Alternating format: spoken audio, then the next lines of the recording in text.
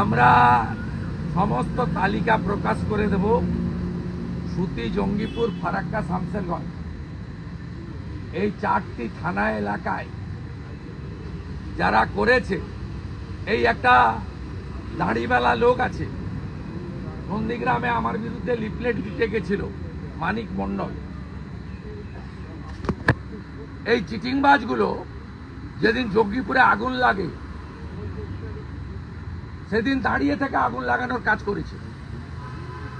50,000-এর বেশি লোককে জড়ো করে আগুন লাগানোর কাজ করেছে।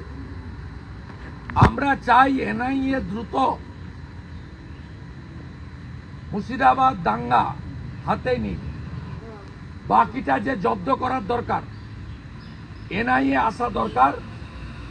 100 কোটি টাকার প্রপার্টি নষ্ট করেছে হিন্দুদের, 100 কোটি টাকার। আমরা এটা ছাড়ব না, এটা খুব বড় ইস্যু।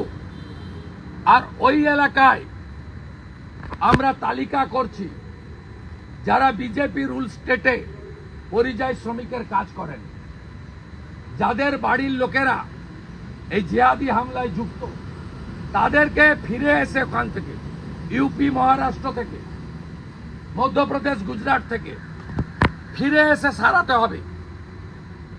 আগে সারাতে হবে হিন্দুদের বাড়িঘর, রিপেয়ার করতে হবে রাধাকৃষ্ণ মন্দির, তারপরে অন্য কথা হবে।